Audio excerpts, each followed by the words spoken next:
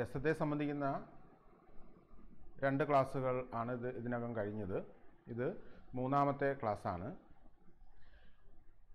കഴിഞ്ഞ ക്ലാസ്സിൽ ലൊല്ലടൻ, ശങ്കുകൻ, ഭട്ടനായകൻ, അഭിനവഗുപ്തൻ എന്നിവരുടെ രസസങ്കല്പത്തെക്കുറിച്ചുള്ള സൂചനകളാണ് നൽകിയത്. നാട്യശാസ്ത്രത്തിന് അഭിനവഗുപ്തൻ എഴുതിയ അഭിനവ ഭാരതിയിലാണ് മേൽപ്പറഞ്ഞ ലൊല്ലടാദികളുടെ വ്യാഖ്യാനങ്ങൾ സംക്ഷേപിച്ചിരിക്കുന്നത് എന്ന് നമുക്കറിയാം. നാട്യശാസ്ത്രത്തിലെ ഭാവവും രസവും വിവരിക്കുന്ന 6ഉം 7ഉം അധ്യായങ്ങൾക്കുള്ള അഭിനവഗുപ്ത വ്യാഖ്യാനത്തിലാണ് ഈ പറഞ്ഞ ലൊല്ലടൻ, ശങ്കുകൻ, ഭട്ടനായകൻ എന്നിവരുടെ രസവ്യാഖ്യാനങ്ങൾ പരാമർശിക്കുന്നത്. നേരത്തെ സൂചിപ്പിച്ച പോലെ സ്ഥായീഭാവം തന്നെയാണ് രസം എന്നാണ് ലൊല്ലടൻ്റെ നിലപാട്. രസം ഒരു പ്രക്രിയയാണെന്ന അഭിപ്രായം ലൊല്ലടനില്ല. അദ്ദേഹത്തിൻ്റെ അഭിപ്രായങ്ങളെ, നിലപാടുകളെ നമുക്കിങ്ങനെ ക്രോഡീകരിക്കാം. ഒന്നാമതായി, സ്ഥായീഭാവം എന്നാൽ കൃതിയിലുടനീളം നിലനിൽക്കുന്ന പൂർവാനുഭവമല്ല. അത് മൂലകഥാപാത്രത്തിൽ വാസനാരൂപത്തിൽ നിലനിൽക്കുന്നതാണ്. രാമാദി കഥാപാത്രങ്ങളിലാണ് സ്ഥായീഭാവം. വെള്ളായപ്പൻ്റെ കാര്യം പറഞ്ഞാൽ വെള്ളായപ്പൻ്റെ ദുഃഖമാണ് സ്ഥായീഭാവം. വേറൊരു രീതിയിൽ പറഞ്ഞാൽ കഥയിലെ വെള്ളായപ്പനിലല്ല, പാലക്കാട് പാഴുതറ ഗ്രാമത്തിലെ വെള്ളായപ്പനിലാണ് സ്ഥായീഭാവം എന്ന് പറയാം. ഭൂമിയുടെ അവകാശികൾ എന്ന കൃതിക്ക് പുറത്ത് അതിലെ ആഖ്യാതാവിനെ സങ്കല്പിക്കുകയും അയാളിൽ വാസനാരൂപത്തിൽ നിലനിൽക്കുന്നതാണ് സ്ഥായീഭാവം എന്ന് പറയുകയും ചെയ്യുന്നു. അതായത് കൃതിയിൽ സ്ഥായീഭാവം ഇല്ല. പലവ്യഞ്ജനങ്ങൾ ചേർന്ന് രസമുണ്ടാകുന്നു എന്ന് പറയുമ്പോൾ രസവും സ്ഥായീഭാവവും ഒന്നും പ്രകടമല്ലല്ലോ എന്നാണ് ലൊല്ലടൻ പറയുന്നത്. ലൊല്ലടൻ കൃതിയെ ഒരു പ്രക്രിയയായി കാണുന്നില്ല. മേശപ്പുറത്തിരിക്കുന്ന മുളക് പൊടിക്കും മല്ലിപ്പൊടിക്കും ഇടയിൽ ഒളിഞ്ഞിരിക്കുന്ന ഒരു വസ്തുവായാണ് ലൊല്ലടൻ സ്ഥായീഭാവത്തെ പരിഗണിക്കുന്നത്. കൃതിയിൽ ഉടനീളം കാണുന്ന ഒന്നായല്ല. ആഹാരപദാർത്ഥമായ രസം നിർമ്മിക്കുമ്പോൾ തിളയ്ക്കുന്ന എണ്ണയിൽ ആദ്യം മുളക് പൊടി ഇടുന്നു, പിന്നീട് മല്ലിപ്പൊടി, തുടർന്ന് മഞ്ഞൾപ്പൊടി ഇടുന്നു എന്നിങ്ങനെ സങ്കല്പിച്ചാൽ 1ഉം 2ഉം 3ഉം ഘട്ടങ്ങളിൽ മുളക് പൊടിക്ക് പല അവസ്ഥകളുണ്ടാകുന്നു. മുളക് പൊടിയിലെ എരി രസത്തിൽ ഉടനീളം ഉണ്ടെങ്കിലും അവയ്ക്ക് മാറ്റമുണ്ടാകുന്നു. അതാണ് നാട്യശാസ്ത്രകാരൻ സങ്കല്പിക്കുന്ന സ്ഥായീഭാവം. ആ മാറ്റങ്ങൾ മൊത്തത്തിൽ രസത്തെ നിർമ്മിക്കുന്നു എന്നും പറയും. എന്നാൽ ഇവിടെ ഈ പ്രക്രിയയ്ക്ക് സ്ഥാനമില്ല. ഭൂമിയുടെ അവകാശികളിൽ പ്രകൃതിഹിംസയിൽ ഉണ്ടാകുന്ന ശോകത്തിന് പല ഘട്ടങ്ങളിൽ മാറ്റം സംഭവിക്കുന്നതിനെക്കുറിച്ച് പറഞ്ഞല്ലോ. അത്തരം ഒരു സങ്കല്പം ലൊല്ലടനിലില്ല. ഇനി ലൊല്ലടനെ സംബന്ധിക്കുന്ന 2ാമത്തെ നിലപാട്.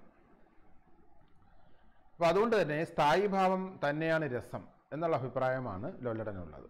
പാലക്കാട് പാഴുതറ ഗ്രാമത്തിലെ വെള്ളായപ്പൻ കഥയിലെ വെള്ളായപ്പനായി തെളിഞ്ഞു കാണും പോലെ, ഒരുപക്ഷെ ബഷീർ ഭൂമിയുടെ അവകാശികളിലെ ആഖ്യാതാവായി തെളിഞ്ഞു കാണും പോലെ പുഷ്ടി പ്രാപിച്ച് കാണുന്ന സ്ഥായീഭാവം തന്നെയാണ് രസം എന്ന് ആണ് അദ്ദേഹത്തിൻ്റെ നിലപാട്. രാമനിലുള്ള സ്ഥായീഭാവം അത് അഭിനയിക്കുന്ന നടനിലൂടെ തെളിഞ്ഞു കാണുമ്പോൾ രസമാകുന്നു. വിഭാവം, അനുഭാവം ഇവയാൽ പുഷ്ടി നേടുന്ന സ്ഥായീഭാവം തന്നെയാണ് രസം എന്നുള്ള അഭിപ്രായമാണ് ലൊല്ലടനുള്ളത്. എഴുത്തുകാരൻ്റെ ജീവചരിത്രം കൃതിയിൽ അന്വേഷിക്കുന്ന ജീവചരിത്ര നിരൂപകരുടെ നിലപാടാണ് ഒരു തരത്തിൽ ലൊല്ലടൻ്റേതെന്ന് പറയാം. ഇനി ലൊല്ലടനെ സംബന്ധിക്കുന്ന 3ാമത്തെ നിലപാട്. സ്ഥായീഭാവം മാത്രമല്ല, വ്യഭിചാരീഭാവങ്ങളും സംസ്കാര രൂപത്തിൽ ഉള്ളിലുള്ളവയാണ്. ഒരേ സമയം 2 ഭാവങ്ങൾ ഉണ്ടാകില്ലെങ്കിലും സ്ഥായീഭാവവും സഞ്ചാരീഭാവവും വാസനാരൂപത്തിൽ ഒരുമിച്ച് നിലകൊള്ളുന്നു. ഇവിടെ കൃതിയിൽ ആകമാനം നിലകൊള്ളാൻ ശേഷിയുള്ളവയാണ് സ്ഥായീഭാവങ്ങൾ എന്ന സങ്കല്പം ഇല്ല എന്നത് ശ്രദ്ധിക്കേണ്ടതാണ്. 8 രസമേ ഉള്ളൂ എന്ന നിലപാടിൽ ലൊല്ലടനില്ല എന്ന് വേണം കരുതാൻ. V Raghavan number of rasas എന്ന പുസ്തകത്തിൽ രസം അനന്തമാണ് എന്ന അഭിപ്രായം ലൊല്ലടനുണ്ട് എന്ന് നിരീക്ഷിക്കുന്നുണ്ട്. കൃതിയെ നിർമ്മിതി എന്ന നിലയിൽ നിന്നും നിർമ്മിത രൂപമായി കാണുന്ന ദരീദയുടെ അനന്താർത്ഥ സങ്കല്പം വേണമെങ്കിൽ ഇവിടെ ഓർക്കാവുന്നതാണ്. അപനിർമ്മിതി സങ്കല്പം വംശീയ സ്വത്വം, എഴുത്ത്, പാഠം തുടങ്ങിയ സങ്കല്പത്തിലേക്ക് പോകുന്നത് പോലെ പ്രാകൃത വാസനയാണ് രസം, കഥാപാത്രങ്ങളിലാണ് രസം, പല രസങ്ങൾ എന്നീ സങ്കല്പങ്ങൾ ലൊല്ലടനിലും കാണാം. ദണ്ഡിക്കും ഇതേ അഭിപ്രായം തന്നെയാണുള്ളത് എന്നാണ് അഭിനവഗുപ്തൻ പറയുന്നത്. ബുദ്ധിയിൽ അങ്ങേയറ്റം എത്തിയ ക്രോധം രൗദ്രമായി മാറുന്നു എന്ന അർത്ഥമുള്ള ദണ്ഡിയുടെ വാക്യം അദ്ദേഹം ഉദ്ധരിക്കുന്നു. ലൊല്ലടനും ദണ്ഡിയും രസത്തെ ഒരു പ്രക്രിയയായി കാണുന്നില്ല. യാന്ത്രിക ഭൗതികവാദ നിലപാടാണ് എന്ന് വേണമെങ്കിൽ നമുക്ക് സാങ്കേതികമായി പറയാം. മുൻപറഞ്ഞ ഉദാഹരണം ഓർത്ത് പറഞ്ഞാൽ, ചോക്ക് കഷ്ണം എന്നാൽ ബോർഡിന് താഴെ വീണ് കിടക്കുന്ന പൊടിയാണ്. അതാണ് സത്യം. ചോക്കിന് ആത്മാവുണ്ടെന്ന് പറയില്ല, പക്ഷേ പഠന പ്രക്രിയയുടെ ഭാഗമെന്നും പറയില്ല. ഇവിടെ പല ചോദ്യങ്ങളും ഉന്നയിക്കപ്പെടുന്നുണ്ട്. സ്ഥായീഭാവം കൃതിയെ സംബന്ധിച്ചല്ലേ നാട്യശാസ്ത്രകാരൻ പറയുന്നത്? ലൊല്ലടനിൽ അങ്ങനെ ഇല്ലല്ലോ. സ്ഥായീഭാവം രസമായി മാറുന്നത് ഒരു പ്രക്രിയയായി നിർവചിച്ച നാട്യശാസ്ത്രകാരൻ്റെ അഭിപ്രായത്തിൽ നിന്നും ഭിന്നമാണല്ലോ സ്ഥായീഭാവവും രസവും അഭിന്നമാണെന്ന് പറയുന്നത്. ഇപ്പോൾ സ്ഥായീഭാവത്തെയും രസത്തെയും കൃതിയുടെ നിർമ്മിതിയും തുടർ പ്രക്രിയയുമായി കാണാത്തതിനാൽ കൃതിക്കുള്ളിൽ വ്യത്യസ്ത ഭാവങ്ങൾ, വ്യത്യസ്ത ഭാവങ്ങളെ എല്ലാം തന്നെയും വ്യത്യസ്ത രസങ്ങളായി കണക്കാക്കേണ്ടി വരും. അതിനുള്ളിൽ വരുന്ന സഞ്ചാരി ഭാവങ്ങൾ, രസത്തിൻ്റെ അല്ലെങ്കിൽ സ്ഥായീഭാവത്തിൻ്റെ തന്നെ വിവിധ രൂപങ്ങൾ, ഇതെല്ലാം വ്യത്യസ്ത രസങ്ങളായി കാണേണ്ടി വരില്ലേ എന്ന് പറയുന്ന ചോദ്യങ്ങളിൽ നിന്ന് ഉയർന്നു വരുന്നുണ്ട്. ഇത്തരത്തിലുള്ള ചോദ്യങ്ങളെ അല്ലെങ്കിൽ അത്തരത്തിലുള്ള ഒരു ക്രോഡീകരണം നമ്മൾ കാണുന്നത് ശങ്കുകൻ്റെ ലൊല്ലട വിമർശനത്തിലാണ്. ശങ്കുകൻ ലൊല്ലടനെ വിമർശിക്കുന്നത് അഭിനവഭാരതിയിൽ കാണാം. അതിങ്ങനെയാണ്. ഒന്നാമതായിട്ട്, കൃതിയിൽ നിന്നും വിടുതി നേടിയ അവസ്ഥയിൽ സ്ഥായീഭാവത്തെ സങ്കല്പിക്കുന്നത് ഉചിതമല്ല. കഥാപാത്രങ്ങളുടെയും സംഭാഷണങ്ങളുടെയും മറ്റും, അതായത് വിഭാവാദികളുടെ ചേർച്ചയിലൂടെയാണ് സ്ഥായീഭാവം ഉണ്ടാകുന്നത്. ഉദാഹരണം എടുത്താൽ, പാലക്കാട് പാഴുതറ ഗ്രാമത്തിലെ വെള്ളായപ്പനിലും ഒരുപക്ഷെ ബഷീറിലുമുള്ളതാണ് സ്ഥായീഭാവം എന്ന് പറയുമ്പോൾ അത് കൃതിയുടെ പ്രശ്നമല്ലാതായി മാറുന്നു. അതാണ് വിഭാവാദികളിൽ നിന്നും വ്യത്യസ്തമായി സ്ഥായീഭാവത്തെ കാണുന്നത് ഉചിതമല്ല എന്ന് ശങ്കുകൻ ലൊല്ലടനെ വിമർശിക്കുന്നത്. അതുപോലെ സ്ഥായീഭാവം കൃതിയിൽ സങ്കല്പിക്കുന്നില്ല എന്നതിനാൽ പേരുകൊണ്ട് മാത്രം നിലനിൽക്കുന്ന ഒന്നായി അത് മാറുന്നു. അതായത് ബഷീറിലും പാലക്കാട്ടെ വെള്ളായപ്പനിലുമാണ് സ്ഥായീഭാവം എന്ന് പറയുമ്പോൾ അതൊരു സങ്കല്പം മാത്രമാണ്. പാലക്കാട് പാഴുതറ അങ്ങനെ ഒരു വെള്ളായപ്പൻ ഉണ്ടാകണമെന്ന് നിർബന്ധമില്ല. അത് ഉണ്ടെങ്കിൽ തന്നെ അത് ആസ്വാദ്യജനകവുമല്ല, ആഖ്യാന രൂപമല്ല. അപ്പോൾ കൃതിയിൽ ഇല്ലാത്ത സ്ഥായീഭാവം പേരിൽ മാത്രം നിലനിൽക്കുന്നു എന്ന് വേണമെങ്കിൽ പറയാം. അതിനെയാണ് ഇവിടെ ശങ്കുകൻ വിമർശന രൂപത്തിൽ ഉന്നയിക്കുന്നത്. മറ്റൊന്ന്, കഥാപാത്രം, സാഹചര്യം, സംഭാഷണം തുടങ്ങിയ വിഭാവാദികൾക്ക് മുൻപ് തന്നെ സ്ഥായീഭാവം ഉണ്ടെങ്കിൽ ആ സ്ഥായീഭാവം തന്നെ രസമാണെങ്കിൽ വിഭാവാദികളുടെ സംയോഗമെന്ന് നാട്യശാസ്ത്രകാരൻ പറയുന്നതിൽ എന്താണ് അർത്ഥമുള്ളത്? ഈ ഒരു ചോദ്യമാണ് ശങ്കുകൻ ഉന്നയിക്കുന്നത്. മുൻപ് തന്നെ ഉണ്ടെങ്കിൽ, വിഭാവാദികൾക്ക് മുൻപ് തന്നെ ഉണ്ടെങ്കിൽ, കൃതിക്ക് മുൻപ് തന്നെ സ്ഥായീഭാവം ഉണ്ടെങ്കിൽ പിന്നെ വിഭാവാദികളുടെ സംയോഗം എന്ന് പറയുന്നതിൽ എന്ത് അർത്ഥമാണുള്ളത്? അതായത് കടൽ തീരത്ത് എന്ന കഥ ഉണ്ടാകുന്നതിന് മുൻപ് തന്നെ സ്ഥായീഭാവം ഉണ്ടെങ്കിൽ ആ സ്ഥായീഭാവം തന്നെയാണ് രസമെങ്കിൽ കഥയിലെ കഥാപാത്രങ്ങളും സാഹചര്യങ്ങളും ചേർന്നാണ് രസമുണ്ടാകുന്നത് എന്ന് പറയുന്നതിൽ ഒരർത്ഥവുമില്ല. അതാണ് ശങ്കുകൻ ഇവിടെ ഉന്നയിക്കുന്നത്. നാലാമതായിട്ട്, ഇപ്പോൾ സ്ഥായീഭാവം തന്നെ രസം എന്ന് പറയുന്നതിനാൽ കൃതിയിൽ ഉടനീളം നിറഞ്ഞു നിൽക്കുന്ന ഒന്നായി സ്ഥായീഭാവത്തെ കാണാത്തതിനാൽ കൃതിയിലെ സ്ഥായീഭാവത്തിന് സംഭവിക്കുന്ന അവസ്ഥാന്തരങ്ങൾ ഓരോന്നും ഓരോ രസമാണെന്ന് പറയേണ്ടി വരും. അല്ലെ, കൃതിക്കകത്ത് ഇപ്പോൾ ഉദാഹരണം പരിശോധിച്ചാൽ, ഭൂമിയുടെ അവകാശികളിലെ പ്രകൃതി ഹിംസാ ശോകം, അല്ലെ, പഴുതാരയെ മനുഷ്യൻ കൊല്ലുന്ന ഒന്നാം ഘട്ടത്തിൽ നിന്നും എലി തെങ്ങിനെ ആക്രമിക്കുന്ന രണ്ടാം ഘട്ടത്തിലെത്തുമ്പോൾ മന്ദഗതിയിലാവുന്നുണ്ട്. കാരണം രണ്ടാം ഘട്ടത്തിലെത്തുമ്പോൾ പ്രകൃതി തന്നെ പ്രകൃതിയെ ഹിംസിക്കുന്നു. തെങ്ങിനെ എലി ആക്രമിക്കുന്നതിനാൽ പ്രകൃതിയെ മനുഷ്യൻ ഹിംസിക്കുന്നു എന്ന തരത്തിലുള്ള ശോകം ഇവിടെ മന്ദഗതിയിലാവുന്നു. കാരണം പ്രകൃതി ഘടകം തന്നെയാണ് പ്രകൃതിയെ ആക്രമിക്കുന്നത്. അപ്പോൾ മനുഷ്യൻ പ്രകൃതിയെ ആക്രമിക്കുന്നു എന്ന രീതിയിലുള്ള ശോകത്തിന് ഒരു മന്ദഗതി ഉണ്ടാവുന്നുണ്ട്. സ്ഥായീഭാവത്തെയും രസത്തെയും ഒരു പ്രക്രിയയായി കാണാതിരുന്നാൽ ഇത് ഓരോന്നും ഓരോ രസമായി പറയേണ്ടി വരും, ഓരോ അനുഭവമായി കാണേണ്ടി വരും. അങ്ങനെ വരില്ലേ എന്നുള്ളതാണ് ശങ്കുകൻ്റെ ചോദ്യം. അതുപോലെ ഹാസ്യത്തിന് പല പിരിവുകളുണ്ട്, കാമത്തിന് 10 അവസ്ഥകളുണ്ട്. ഇതിനെല്ലാം വേറെ വേറെ രസമായി ലൊല്ലടൻ സങ്കല്പിക്കുന്നു അല്ലെങ്കിൽ സങ്കല്പിക്കേണ്ടി വരും എന്നുള്ള ഒരു വിമർശനമാണ് ശങ്കുകൻ ഉന്നയിക്കുന്നത്. ഇപ്പോൾ ചോക്ക് കഷ്ണം പൊടിയുടെ സംഘാതം മാത്രമാണെന്ന് പറയുന്ന ഒരു യാന്ത്രികവാദ ഭൗതിക നിലപാടാണ് ലൊല്ലടനുള്ളത്. ഈ നിലപാടിൽ ചോക്കിൻ്റെ നിർമ്മാണ ഘടകങ്ങളിലേക്ക് മടങ്ങിപ്പോവുകയാണ് ചെയ്യുന്നത്. മൂലകഥാപാത്രങ്ങളിലാണ് രസമെന്ന് പറയുന്നു, ആ അർത്ഥത്തിലാണ്. പൊടി തന്നെയാണ് ചോക്ക്, സ്ഥായീഭാവം തന്നെയാണ് രസമെന്ന് പറയുന്നു. പൊടികൾ ഓരോന്നും ഓരോ സത്യമായി കാണുന്നു, പല രസം സങ്കല്പിക്കുന്നു. അപ്പോൾ സംയോഗം എന്ന പദത്തിന് ഒരു അർത്ഥവുമില്ലേ? അതാണ് ചോദ്യം. അങ്ങനെയാണ് ശങ്കുകൻ ഉന്നയിക്കുന്ന വിമർശനം. രസത്തെ ഒരു പ്രക്രിയയായി കണ്ട ആളാണ് ശങ്കുകൻ. രസാനുഭവത്തെ ഒരു സവിശേഷ നിർമ്മിതിയായി മനസ്സിലാക്കിയ ആളാണ് ശങ്കുകൻ. അതുകൊണ്ടാണ് ഇങ്ങനെയുള്ള വിമർശനങ്ങൾ ഉണ്ടാകുന്നത്. ഇപ്പോൾ പാഴുതറ ഗ്രാമത്തിലെ വെള്ളായപ്പൻ തന്നെയാണ് കൃതിയിൽ നിന്ന് ലഭിക്കുന്നത്, അല്ലെങ്കിൽ അതുപോലെ എന്ന് തെറ്റിദ്ധരിപ്പിക്കുന്ന ഒരാൾ, അല്ലെങ്കിൽ അതിനോട് സാദൃശ്യമുള്ള ഒരാൾ, അല്ലെങ്കിൽ അതാണെന്ന് സംശയിക്കാവുന്ന ഒരാൾ, ഇതൊന്നുമല്ല കൃതിയിലെ അനുഭവം എന്ന് ശങ്കുകൻ പറയുന്നു. അപ്പോൾ ഇങ്ങനെ വിമർശിച്ചിട്ട് ശങ്കുകൻ സ്വന്തം വാദം ഉന്നയിക്കുകയാണ് ചെയ്യുന്നത്. അപ്പോൾ അത് ലൊല്ലടനെ പോലെ അല്ലെങ്കിൽ ലൊല്ലടൻ്റെ അഭിപ്രായം പോലെ അല്ല. അല്ലെ? പാഴുതറ ഗ്രാമത്തിലെ വെള്ളായപ്പൻ തന്നെയാണ് കൃതിയിൽ നിന്ന് ലഭിക്കുന്നത്, അല്ലെങ്കിൽ അതുപോലെ എന്ന് തെറ്റിദ്ധരിക്കുന്ന ഒരാളാണ്, അല്ലെങ്കിൽ അതിനോട് സാദൃശ്യമുള്ള ഒരാൾ, അല്ലെങ്കിൽ അതാണെന്ന് സംശയിക്കാവുന്ന ഒരാൾ, ഇതൊന്നുമല്ല കൃതിയിലെ അനുഭവം എന്ന് ശങ്കുകൻ പറയുന്നു. ഇപ്പോൾ സമ്യക്ക്, മിഥ്യ, സദൃശം, സംശയാത്മകം, ഇങ്ങനെയുള്ള ഈ ജ്ഞാനമാർഗങ്ങളും ജ്ഞാനരൂപങ്ങളും ഉണ്ട്, നിലവിലുണ്ട്. സാങ്കേതികമായിട്ട് അങ്ങനെ പറയാം. ആ രീതിയിലുള്ള എല്ലാ അറിവുകളെയും അല്ലെങ്കിൽ അത്തരത്തിലുള്ള ഒരു പ്രപഞ്ച അനുഭവം അല്ല, അല്ലെങ്കിൽ പ്രപഞ്ചത്തെ അറിയുന്ന രീതിയല്ല ശങ്കുകൻ അവതരിപ്പിക്കുന്നത്. ഇപ്പോൾ കയറ് കണ്ടിട്ട് പാമ്പാണെന്ന് പറയാം, പാമ്പാണെന്ന് തെറ്റിദ്ധരിക്കാം, പാമ്പ് പോലുള്ള ഒന്നെന്ന് പറയാം, പാമ്പ് എന്ന് സംശയിക്കാം, അല്ലെ? പ്രപഞ്ചത്തോടുള്ള സാധാരണ സമീപനങ്ങൾ ഇവയൊക്കെയാണ്. ബ്രഹ്മമാണ് സത്യം, ജഗൻ മിഥ്യയാണ് എന്ന് പറയുന്നവരും കാണുന്നതാണ് സത്യം എന്ന് പറയുന്നവരും ഒക്കെ ഇതിലേതെങ്കിലും ഒരു ജ്ഞാനമാർഗത്തെ അല്ലെങ്കിൽ ജ്ഞാന സമീപനത്തെ ഉപയോഗിക്കുന്നവരാണ്. ഇപ്പോൾ പ്രപഞ്ചത്തെ നിശ്ചലമായി കാണുന്നു, പ്രക്രിയയായി കാണുന്നില്ല എന്നതാണ് ഇവിടെയൊക്കെയുള്ള പ്രശ്നം. അപ്പോൾ അത്തരത്തിലൊരു മാർഗത്തിൽ നിന്ന് വ്യത്യസ്തമായ ഒരു ജ്ഞാന മാർഗം അവതരിപ്പിക്കുകയാണ് ശങ്കുകൻ ചെയ്യുന്നത്. മറ്റൊരു ജ്ഞാനബോധത്തെ കൊണ്ടുവരികയാണ് ശങ്കുകൻ ചെയ്യുന്നത്. ചിത്രത്തിലെ കുതിരയെ കണ്ടിട്ട് കുതിരയെ അനുഭവിക്കുന്നതിനോടാണ് ശങ്കുകൻ ജ്ഞാനപ്രക്രിയയെ സാദൃശ്യപ്പെടുത്തുന്നത്. അവലംബമാകുന്ന കുതിരയിൽ നിന്നുള്ള നിർമ്മിതിയാണ് ചിത്രം. ആ നിർമ്മിതിയുടെ അനുഭവമാണ് ആസ്വാദനം. കേവലമായ സത്യമോ കേവലമായ മിഥ്യയോ അല്ല ആ ജ്ഞാനം. അവലംബമായ കുതിരയോ കുതിര എന്ന് തോന്നിപ്പിക്കുന്ന മറ്റെന്തെങ്കിലും ജീവിയോ അല്ല. ചിത്രത്തിലെ കുതിര എന്ന് പറയുന്നത് വ്യത്യസ്തമാണ്. പാലക്കാട് ഗ്രാമത്തിലൊരു വെള്ളായപ്പൻ ഉണ്ടോ എന്നത് കൃതിയുടെ ഒരു പ്രശ്നമല്ല. ഭൂമിയുടെ അവകാശികളിൽ അവതരിപ്പിക്കുന്ന ദുഃഖം മുമ്പുണ്ടായിരുന്ന ദുഃഖത്തിൻ്റെ പകർപ്പല്ല, അതിൽ നിന്ന് ഉണ്ടാകുന്ന ഒരു നിർമ്മിതിയാണ്. ആഖ്യാനപ്പെടലാണ് സർഗാത്മകത, നേരത്തെ ഉണ്ടായിരുന്നതല്ല, അതിനെ സ്ഥലകാലബദ്ധമാക്കിയിട്ടുള്ള ആഖ്യാനമാണ് എന്ന് പറഞ്ഞൊരു സങ്കല്പം രൂപപ്പെട്ട് വരുന്നുണ്ട്. ഇപ്പോൾ ചോക്ക് കടയിൽ പെട്ടിക്കകത്തിരിക്കുമ്പോൾ അത് ക്ലാസ് റൂമിൽ പഠന പ്രക്രിയയായി മാറുന്ന ചോക്ക് അല്ലെ, ചോക്കിൻ്റെ ഒരു പൂർവ്വരൂപമാണ് എന്ന് നമുക്ക് പറയാൻ പറ്റില്ല. കാരണം ഈ ചോക്ക് തന്നെ ചുവരിൽ പരസ്യം എഴുതാനും ഉപയോഗിക്കാം, അത് ഒടിച്ചെടുത്ത് കളിക്കാൻ ഉപയോഗിക്കാം. കല്ലിന് പകരം ചോക്ക് കഷ്ണം വെച്ച് കളിക്കാറുണ്ടല്ലോ.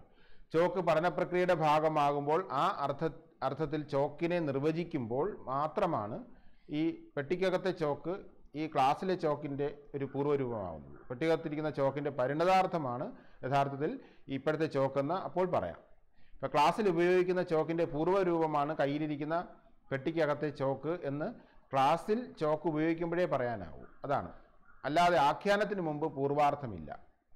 ഇല്ല, കൃതിയിൽ നിന്നുമാണ് സ്ഥായി ഭാവം കിട്ടുന്നത്. ആഖ്യാനത്തിന് മുമ്പ് നിലനിൽക്കുന്ന ഒന്നല്ല സ്ഥായി ഭാവം. ഇല്ല, ചിത്രം വരയ്ക്കും മുമ്പ് രചനയിലെ പൂർവ്വരൂപമായ കുതിരയില്ല. ചിത്രരചനയിൽ അതുണ്ട് താനും. അതാണ് ചിത്രരചനയിലൂടെയുള്ള ആഖ്യാനപ്പെടലിൽ അനുമിക്കാവുന്ന സ്ഥായി ഭാവമാണ് രസം. ഇപ്പോൾ കുട്ടി ജനിക്കും മുമ്പ് അച്ഛനില്ല എന്ന് പറയുമല്ലോ. അച്ഛനെന്ന് വിളിക്കുന്ന ആളുണ്ട്, പക്ഷേ പ്രസ്തുത കുട്ടിയുടെ അച്ഛനാകണമെങ്കിൽ ആ കുട്ടി ജനിച്ചേ പറ്റൂ. അതുപോലെ ചിത്രത്തിലെ ആഖ്യാനത്തിലൂടെ മാത്രം നിർമ്മിക്കപ്പെടുന്ന ഒന്നാണ് സ്ഥായി ഭാവം. രസവും അങ്ങനെ തന്നെയാണ്. ആ ഒരു സങ്കല്പമാണ് ശങ്കുകൻ മുന്നോട്ട് വയ്ക്കുന്നത്. ഇപ്പോൾ ശങ്കുകൻ കൊടുക്കുന്ന ഒരു ആഖ്യാനത്തെ സംബന്ധിക്കുന്ന ഒരു ഉദാഹരണമുണ്ട്. ഉദയരാജാവ് ശോകം കാരണം ഹൃദയം തകർന്നു കിടക്കുന്നു എന്ന വർണ്ണന ഉദ്ധരിച്ചിട്ട് ഇവിടെ വെറും ശോകമേ ഉള്ളൂ, ശോകത്തിൻ്റെ ആഖ്യാനപ്പെടലില്ല എന്ന് ശങ്കുകൻ പറയുന്നുണ്ട്. വിരഹ നായകൻ്റെ ചിത്രം വരയ്ക്കുമ്പോൾ ചിത്രത്തിൽ നായികയുടെ കണ്ണുനീർ തുള്ളികൾ വീഴുന്നുണ്ട്. ചിത്രം പിന്നീട് കാണുമ്പോൾ നായകൻ പറയുന്നു, ചിത്രത്തിലെ ഈ മായാതെ കിടക്കുന്ന കണ്ണീർ തുള്ളികൾ കണ്ടാൽ നായികാസ്പർശമേറ്റ് വിയർത്ത തന്നെപ്പോലെ കാണുന്നു. അതാണ്, രതി ഉണ്ട് എന്ന് ശബ്ദരൂപത്തിൽ പറയുകയല്ല വേണ്ടത്, ആഖ്യാനത്തിൽ മാത്രമേ സ്ഥായി ഭാവമുള്ളൂ. അപ്പോൾ ഉദയന് വിഷമമുണ്ട്, വിരഹമുണ്ട് എന്ന് പറയുമ്പോൾ അവിടെ ആഖ്യാനമില്ല. കാമുകി വരച്ച തൻ്റെ ചിത്രത്തിലെ കണ്ണുനീർ തുള്ളികൾ കാമുകി സ്പർശമേറ്റ തൻ്റെ വിയർപ്പാണ് എന്ന് പറയുമ്പോൾ വിരഹവും ആഗ്രഹവും ആഖ്യാനപ്പെടുകയാണ്. അല്ല, വസ്തുവിലൂടെ ആഖ്യാന രൂപത്തിൽ അവതരിപ്പിക്കുമ്പോൾ മാത്രമാണ് സ്ഥായി ഭാവം ഉണ്ടാകുന്നത്. ഇവിടെ നായികയുടെ രതിയോ നായകൻ്റെ രതിയോ ആഖ്യാനപ്പെടുന്നത് കൊണ്ട് മാത്രമാണുള്ളത്. നായികയ്ക്ക് വിരഹമുണ്ട്, നായികയുടെ രതിയുണ്ട് എന്ന് പറഞ്ഞതുകൊണ്ട് രതി എന്ന സ്ഥായി ഭാവം ഉണ്ടാവുന്നില്ല. നായികയുടെ വിരഹക്കണ്ണീർ വീണ ചിത്രവും ചിത്രത്തെ കണ്ട് നായികാസ്പർശമേറ്റ നായകൻ്റെ ശരീരം തന്നെയാണത് എന്നും ആവിഷ്കരിക്കുമ്പോഴാണ് രതി എന്ന സ്ഥായി ഭാവം ആഖ്യാനപ്പെടുന്നത്. അതുകൊണ്ടാണ് സ്ഥായി ഭാവം മുൻകൂട്ടി നിലനിൽക്കുന്നില്ല എന്ന് പറയുന്നത്. അതായത് വിഭാവതികൾ ചേർന്ന് രസമുണ്ടാകുന്നത് എന്ന് പറയുമ്പോൾ സ്ഥായി ഭാവത്തെ പ്രത്യേകം രസസൂത്രത്തിൽ പറയാത്തത് തന്നെ അതുകൊണ്ടാണ് എന്ന് ശങ്കുകൻ പറയുന്നു. വിഭാവാദികളിലൂടെ സ്ഥായി ഭാവം ആഖ്യാനപ്പെടുകയും അതിൽ നിന്ന് രസം അനുമിച്ചെടുക്കുകയും ചെയ്യുന്നു. അതാണ്. ഉദാഹരണങ്ങൾ നോക്കുമ്പോൾ ഭൂമിയുടെ അവകാശികളിൽ മനുഷ്യൻ്റെ പ്രകൃതി ഹിംസയിലുള്ള ദുഃഖം സ്ഥായീഭാവമാകുന്നത് അത് കഥാപാത്രങ്ങളിലൂടെയും സംഭാഷണങ്ങളിലൂടെയും മറ്റും ആഖ്യാനപ്പെടുന്നത് കൊണ്ടാണ്. എന്നാൽ ദുഃഖം നിശ്ചലാവസ്ഥയിലോ വെറുതെ പറയപ്പെടുന്ന അവസ്ഥയിലോ സ്ഥായീഭാവമല്ല. ആഖ്യാനം ചെയ്യപ്പെടുമ്പോഴാകട്ടെ അത് പല വൈരുദ്ധ്യങ്ങളിലൂടെ കടന്നു പോകുന്നു. മനുഷ്യൻ പ്രകൃതിയെ ഹിംസിക്കുന്നതിലുള്ള ദുഃഖം ആഖ്യാനപ്പെടുമ്പോൾ ദുഃഖിക്കുന്ന മനുഷ്യൻ തന്നെ പ്രകൃതിയെ കൊല്ലേണ്ടി വരുന്നത്, അല്ലെ? ഭൂമിയുടെ അവകാശികളിൽ തെങ്ങിനെ സംരക്ഷിക്കാൻ എലിയെ കൊല്ലുന്നത് നമ്മൾ കണ്ടതാണ്. അതുപോലെ പ്രകൃതിയെ സംരക്ഷിക്കുന്നത് തന്നെ പ്രകൃതിയെ ഇല്ലാതാക്കുന്നതാണെന്ന്, അല്ലെ? അരയാലിൽ സംരക്ഷിക്കപ്പെടുന്ന വവ്വാലുകളാണല്ലോ തെങ്ങിനെ നശിപ്പിക്കുന്നത്. അപ്പോൾ അതുപോലെ മനുഷ്യൻ തെറ്റിദ്ധരിക്കപ്പെട്ട് പ്രകൃതിയുടെ, അതായത് എലിയുടെ കൊലപാതകയാവുന്നുണ്ടല്ലോ, അങ്ങനെ പ്രകൃതിയുടെ കൊലപാതകയാവുന്നു എന്നൊക്കെ നമ്മളതിൽ കാണുന്നുണ്ട്. പ്രകൃതിയെയും മനുഷ്യനെയും കൊലയാളിയാക്കുന്നതിന് മനുഷ്യ അധികാര വ്യവസ്ഥ കാരണമാകുന്നു എന്നും മനസ്സിലാവുന്നുണ്ട്. അപ്പം അമ്പലത്തിലെ വവ്വാൽ സംരക്ഷണമാണ് കൊലയാളികളായ വവ്വാലിനെയും മനുഷ്യനെയും നിർമ്മിക്കുന്നത് എന്ന് നമ്മൾ വിശദീകരിച്ചതാണല്ലോ. അപ്പോൾ സ്ഥായീഭാവത്തിനുണ്ടാകുന്ന ഈ വൈയക്തികവും സാമൂഹികവുമായ മാറ്റത്തിൽ നിന്നും ആ പ്രക്രിയയിൽ നിന്നും അനുമിക്കുന്നതാണ് കാവ്യാർത്ഥം അഥവാ രസം. സ്ഥായീഭാവം മുന്നേ നിലവിലിരുന്നതല്ലേ എന്ന് ചോദിച്ചാൽ ആണെന്ന് പറയാം. മനുഷ്യൻ്റെ പ്രകൃതി ഹിംസാ ദുഃഖം തന്നെയാണ് ഒടുക്കം വരെ. എന്നാൽ പ്രസ്താവനാ സ്വഭാവമുള്ള ഒന്നല്ല ശോകം ആഖ്യാനത്തിൽ. മനുഷ്യന് ഹിംസിക്കേണ്ടി വരുന്ന അനിവാര്യത, ഹിംസയിൽ വ്യക്തിക്കുള്ള ഉത്തരവാദിത്വം, മനുഷ്യന് പ്രകൃതിയെ സംരക്ഷിക്കാൻ പോലും ഹിംസ അനിവാര്യമാകുന്നു എന്ന അറിവ്, എന്നാൽ മനുഷ്യാധികാര വ്യവസ്ഥയ്ക്ക് ഹിംസയിലുള്ള പങ്ക്, ഇതൊക്കെ ഉന്നയിക്കപ്പെടുന്ന ഒരു പ്രക്രിയയായിട്ട് അത് മാറുന്നു. ആഹാരപദാർത്ഥമായ രസം തയ്യാറാക്കുമ്പോൾ തിളയ്ക്കുന്ന കറിയിൽ ഓരോ വ്യഞ്ജനങ്ങളും ഇടുമ്പോൾ മുൻപേ കറിയിൽ കിടക്കുന്ന വ്യഞ്ജനങ്ങൾക്കും ഇടുന്നവയ്ക്കും മാറ്റം സംഭവിക്കുന്നുണ്ടല്ലോ. ഇങ്ങനെയുള്ള പ്രക്രിയയിലൂടെ രസമാകുന്നു എന്ന് പറയും പോലെ കേവലമായ പ്രകൃതി ഹിംസാ ശോകത്തോട് നിർമ്മിക്കപ്പെടുന്ന അനുഭവത്തിൻ്റെ പല അടരുകൾ ചേർന്ന് ഈ ഒരു അനുഭവം ഉണ്ടാകുന്നു. അപ്പോഴാണ് നമുക്ക് മനസ്സിലാകുന്നത് ഇപ്പോൾ സാമ്പത്തികമായിട്ടുള്ളൊരു ഉടമാവകാശം, 2 ഏക്കർ ഭൂമിയുടെ ഉടമയാണ് ഞാൻ എന്നുള്ള രീതിയിലോ അങ്ങനെയുള്ള അക്രമമോ മതത്തിൻ്റെ ഈ പ്രകൃതി പൂജയോ സ്വീകരിക്കേണ്ടതില്ല എന്ന് മനസ്സിലാവും. എന്നറിഞ്ഞുകൊണ്ട് മനുഷ്യൻ്റെ അത്യാവശ്യമായി ബന്ധപ്പെട്ട് പ്രകൃതിയിൽ നടത്തുന്ന അനിവാര്യമായ ഹിംസ, സ്നേഹം, ഇതൊക്കെ കഥയിൽ നിന്നും നമുക്ക് ഉന്നയിക്കപ്പെടുന്ന അല്ലെങ്കിൽ അനുമിച്ച് വരുന്ന കാവ്യാർത്ഥങ്ങളാണ്. എങ്കിലും തൊട്ട് കാണിക്കാവുന്ന ഒരു അർത്ഥമുണ്ട് എന്ന് നമുക്ക് പറയാൻ പറ്റില്ല. ഹിംസയെയും അക്രമത്തെയും മഹത്വവൽക്കരിക്കുന്ന ഒരു വ്യവസ്ഥയിൽ അതിനെ എതിർത്തും, അഹിംസയെയും പ്രകൃതി സംരക്ഷണത്തെയും മഹത്വവൽക്കരിക്കുന്ന ഒരു വ്യവസ്ഥയിൽ അതിനെ എതിർത്തും കൊണ്ട് ഈ കൃതി പ്രവർത്തിക്കും. അതാണ് ആ സന്ദർഭങ്ങൾക്കനുസരിച്ച് അനുമിച്ചെടുക്കാവുന്ന ഒരു വസ്തുവായിട്ട് കൃതി മാറും. അങ്ങനെ വായനക്കാരൻ ഏത് വ്യവസ്ഥയിൽ നിന്നുകൊണ്ട് അർത്ഥം നിർമ്മിക്കുന്നു എന്നുള്ളതാണ് ഇവിടുത്തെ പ്രധാനപ്പെട്ട കാരണം. അതാണ് പറയുന്നത്, അതൊരു പ്രക്രിയയാണ്. ഹിംസ നാട്യശാസ്ത്രകാരൻ്റെ ക്രിയാനുകരണ സങ്കല്പത്തോട് ഏറ്റവും അടുത്ത് നിൽക്കുന്ന ഒരു നിലപാടാണ് ശങ്കുകൻ്റേത്. യഥാർത്ഥത്തിൽ ഈ ശങ്കുകൻ്റെ നിലപാട് ആണ് ഈ ക്രിയയാണ് രസം എന്ന് പറയുന്ന നാട്യശാസ്ത്രകാരൻ്റെ അനുഭവത്തോട് അല്ലെങ്കിൽ നിലപാടുകളോട് ഏറ്റവും അടുത്ത് നിൽക്കുന്നത് എന്നുള്ളതാണ്. അതായത് ഒരേ സമയം ശങ്കുകൻ കൃതിയെയും വായനക്കാരനെയും പരിഗണിക്കുന്നു എന്നുള്ളതാണ് ഇതിൻ്റെ ഒരു സവിശേഷത. അപ്പോൾ ഈ നിലപാടിനെ അഭിനവ ഭാരതിയിൽ ഈ നിലപാടും എതിർക്കപ്പെടുന്നുണ്ട്.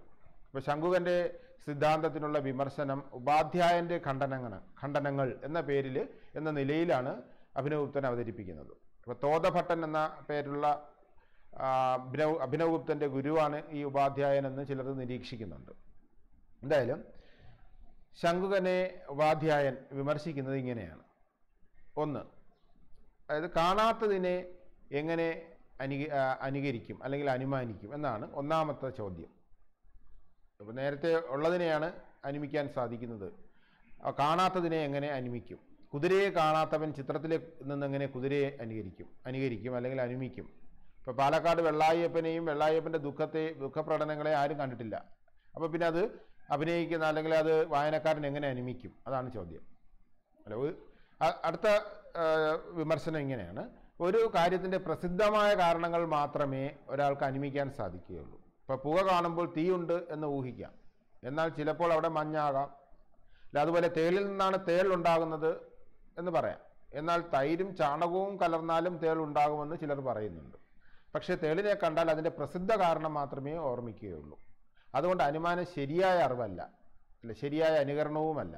അപ്പോൾ പിന്നെ എങ്ങനെയാണ് ഈ അനുഭവം അല്ലെങ്കിൽ രസാനുഭവം ശരിയാണ് അല്ലെങ്കിൽ ശരിയാവുന്നത് എന്നുള്ളതാണ് ഒരു വിമർശനം. അതായത് ഇപ്പോൾ വെള്ളായപ്പൻ്റെ ദുഃഖത്തിൽ കഥ തുടങ്ങുന്നു, എന്നാൽ വധശിക്ഷയ്ക്ക് വിധിക്കപ്പെട്ട മകനോടുള്ള ദുഃഖമാണതെന്ന് എങ്ങനെ പറയും? അല്ല, ജീവിതത്തിലെ വെള്ളായപ്പൻ്റെ ദുഃഖമാണിതെന്ന് ഉറപ്പിച്ച് പറയാൻ പറ്റുമോ?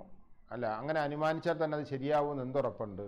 ഇപ്പോൾ ജീവിതത്തോടുള്ള വിരക്തി കൊണ്ട് ആണ് അയാൾ ദുഃഖിച്ച് നടക്കുന്നെങ്കിലോ എന്നൊക്കെയുള്ള ചോദ്യങ്ങളാണ് ഇതിനെതിരായിട്ട് ഉന്നയിക്കപ്പെടുന്നത്. മറ്റൊന്ന്, മൂന്നാമതായിട്ടുള്ളത്, സ്ഥായീഭാവത്തിൻ്റെ അനുകരണമാണ് രസം എന്ന് ഭരതമുനി പറഞ്ഞിട്ടില്ല. അനുകരണമാണെങ്കിൽ മറ്റൊരു പേരെന്തിന്? സ്ഥായീഭാവത്തെ രസം എന്ന് വിളിക്കുന്നത് എന്തിന് എന്നുള്ളതാണ് മറ്റൊരു ചോദ്യം. മറ്റൊന്ന്, പച്ച മുതലായ നിറങ്ങൾ ചേർത്ത് ചിത്രത്തിലെ കുതിരയുടെ പ്രതീതി ഉണ്ടാക്കും വരയ്ക്കുന്ന സമയത്ത്. ഇപ്പം നിറത്തിന് വേണ്ടി സിന്ദൂരം ഉപയോഗിക്കുന്നു എന്ന് സങ്കല്പിച്ചാൽ, നിറമായ സിന്ദൂരം കുതിരയല്ല, കുതിരയുടെ ആകൃതിയിൽ വരുന്ന സിന്ദൂരം കൊണ്ട് കുതിരയുമായുള്ള സാദൃശ്യബോധമാണ് ഇവിടെയുള്ളത്. അല്ല, സിന്ദൂരം കുതിരയുടെ ആകൃതിയിൽ വരുന്നത് കൊണ്ട് കുതിരയാണ് എന്ന് നമ്മൾ ആ സാദൃശ്യബോധം കൊണ്ട് അല്ലെങ്കിൽ മനസ്സിലാക്കുന്നു. എന്നാൽ സ്ഥായീഭാവത്തിന് സാദൃശ്യമല്ല കൃതിയിലെ വിഭാവാദികൾ.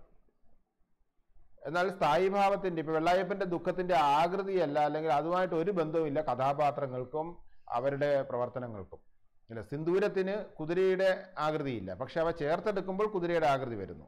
അതുപോലെ വെള്ളായിയുടെ ദുഃഖത്തിൻ്റെ പകർപ്പാകാൻ കഥാപാത്രങ്ങൾക്കോ സാഹചര്യങ്ങൾക്കോ സംഭാഷണങ്ങൾക്കോ കഴിയുന്നുണ്ടോ എന്നുള്ളതാണ് ചോദ്യം. അതിനാൽ സാദൃശ്യത്തെ മുൻനിർത്തിയുള്ള അനുകരണം നടക്കില്ല എന്നാണ് പറയുന്നത്. വെള്ളായപ്പൻ്റെ ദുഃഖത്തെ അനുകരിക്കുമ്പോൾ എന്തിന് അവിടെ നദി വരണം, ഒരു മരയ്ക്കാർ സംഭാഷണം വരുന്നു, ഇതൊന്നും തന്നെ വെള്ളായപ്പൻ്റെ ദുഃഖമായിട്ട് ഒരു ബന്ധമില്ലല്ലോ എന്നുള്ള ചോദ്യമാണ് ഉന്നയിക്കപ്പെടുന്നത്. പക്ഷേ ഇപ്പോൾ സ്ഥായീഭാവത്തെയും രസത്തെയും ഒരു നിശ്ചലമായിട്ട് കാണുന്നതിൽ നിന്നാണ് ശങ്കുകനെ ഇങ്ങനെ വിമർശിക്കാൻ പറ്റില്ല എന്ന് നമുക്ക് ശങ്കുകനെ പഠിക്കുന്ന സന്ദർഭത്തിൽ നിന്ന് തന്നെ നമുക്ക് മനസ്സിലാവുന്നതാണ്. സ്ഥായീഭാവത്തെയും രസത്തെയും നിശ്ചലമായ ഒന്നായി കണക്കാക്കുന്നതിൽ നിന്ന് മാത്രമേ ഇങ്ങനെയുള്ള പ്രതിവാദങ്ങൾ ഉണ്ടാവുകയുള്ളൂ. ചിത്രത്തിലെ കുതിരയിൽ നിന്ന് കുതിരയെ അനുകരിക്കുന്നത് അല്ലെങ്കിൽ അനുമിക്കുന്നത് പോലെ സ്ഥായീഭാവത്തിൽ നിന്നും രസം അനുകരിക്കുന്നു എന്ന് പറയുമ്പോൾ ഒരു ഫോട്ടോഗ്രാഫിക് അനുകരണമല്ല എന്ന് നമ്മൾ മനസ്സിലാക്കിയതാണ്. ശങ്കുകൻ അങ്ങനെയല്ല ഉദ്ദേശിക്കുന്നത്. മുൻപ് പറഞ്ഞ പോലെ പക്ഷിയെ അനുകരിച്ച് പ്ലെയിൻ എന്ന് പറയുമ്പോൾ, പ്ലെയിനിനെ കണ്ടിട്ട് പക്ഷിയെ അനുമിക്കുന്നു എന്ന് പറയുമ്പോൾ പക്ഷിയിലേക്കുള്ള മടങ്ങിപ്പോക്കല്ല. പക്ഷിയെ അനുകരിച്ച് പ്ലെയിൻ ഉണ്ടാക്കുമ്പോൾ എന്തിനാണ് അതിന് വാതിൽ, എന്താണ് അതിൽ നിന്നും പുക വരുന്നത്, എന്തിനാണ് അതിന് വേലികളെന്ന് ചോദിക്കുമ്പോഴുള്ള ഒരു പ്രതിവാദമാണ് ഇവിടെ ശങ്കുകന് നേരെ ചോദിക്കുന്നത്. ചിത്രത്തിലെ കുതിര പഴയ കുതിരയല്ല, അതൊരു നിർമ്മിതിയാണ്. അതുകൊണ്ടാണ് ശങ്കുകൻ സാദൃശ്യ പ്രതീതിയല്ല, അല്ല, ഒന്ന് മറ്റൊന്നെന്ന് പറയുന്ന സമ്യക് പ്രതീതിയല്ല, ഒന്ന് മറ്റൊന്നാണെന്ന് തെറ്റിദ്ധരിക്കുന്ന മിഥ്യാപ്രതീതിയുമല്ല എന്ന് ഉറപ്പിച്ച് പറയുകയും ചെയ്യുന്നുണ്ട്. അതുകൊണ്ട് തന്നെ ഈ വാദങ്ങൾക്ക് ഒരു പ്രസക്തിയില്ല. ഇപ്പോൾ പ്ലെയിനിൽ പക്ഷിയുടെ ചില അംശങ്ങളുണ്ട്, എന്നാൽ അത് അതേപടിയുള്ള അനുകരണമാണ് എന്ന നിലയിലല്ല അത് പറയുന്നത്. അങ്ങനെ പക്ഷിയുടെ ഒരു ചിറകും പ്ലെയിനിലില്ല. ഇത്തരം ഒരു ബന്ധത്തെ കുറിക്കാനാണ് ചിത്രതുരക ന്യായം എന്ന ബന്ധകൽപ്പന കൊണ്ടുവന്നത്. അതിനാൽ ശങ്കുകനെ ഖണ്ഡിക്കുന്നത് തെറ്റായ രീതിയിൽ ശങ്കുകനെ മനസ്സിലാക്കിയിട്ടാണ് എന്നുള്ളതാണ് ഒരു കാര്യം. ഇനി അഭിനവഗുപ്തൻ തൻ്റെ പുസ്തകത്തിൽ അവതരിപ്പിക്കുന്നത് മറ്റൊരു അഭിപ്രായമാണ്, സാംഖ്യമത അനുയായികളുടെ അഭിപ്രായമാണ്. സാംഖ്യമത അനുയായികളുടെ രസവ്യാഖ്യാനത്തിലും രസം ഒരു ക്രിയാനുഭവമാണെന്ന നിലപാടുണ്ട്. അഭിനവഗുപ്തൻ ശങ്കുക ഖണ്ഡനത്തിന് ശേഷം സാംഖ്യ സിദ്ധാന്ത അനുയായിയുടെ അഭിപ്രായം ഉദ്ധരിച്ച് നിഷേധിക്കുന്നു. ആ അഭിപ്രായത്തെ വിശദമാക്കുകയോ അത് പറഞ്ഞയാളിൻ്റെ പേര് പറയുകയോ ചെയ്യുന്നില്ല. വിഭാവാദികളെ പരിപ്പ് മുതലായ കറികളുമായും അനുഭാവങ്ങളെ കടുക് വറുക്കുന്ന പ്രക്രിയയായും സാംഖ്യ സിദ്ധാന്ത അനുയായി കാണുന്നു. എന്നാൽ അതിനെ വിശദമാക്കാതെ ഒരുതരം പരിഹാസത്തോടു കൂടി അതിനെ ഉപേക്ഷിക്കുകയാണ് ചെയ്യുന്നത്. ഇങ്ങനെ രസത്തെ പ്രക്രിയയായി കാണുന്ന നിലപാടുകളെയും കേവല ഭൗതികമെന്ന് പറയാവുന്ന എല്ലാ അഭിപ്രായങ്ങളെയും ശക്തിയുക്തം എതിർക്കുകയാണ് അഭിനവഗുപ്തൻ ചെയ്യുന്നത്. എന്നാൽ ചില നിലപാടുകളെ എതിർത്തുകൊണ്ടും മാത്രമല്ല, ചിലതിനെ സ്വാംശീകരിച്ചുകൊണ്ടും അഭിനവഗുപ്തൻ സ്വന്തം നിലപാട് സ്ഥാപിക്കുന്നുണ്ട്. അതാണ് പിന്നീട് നമ്മൾ കാണുന്ന അഭിപ്രായങ്ങളിലേക്ക്. ഇപ്പോൾ ഭട്ടനായകൻ്റെ അഭിപ്രായങ്ങൾ വരുമ്പോൾ അങ്ങനെയാണ്. ഭട്ടനായകൻ്റെയും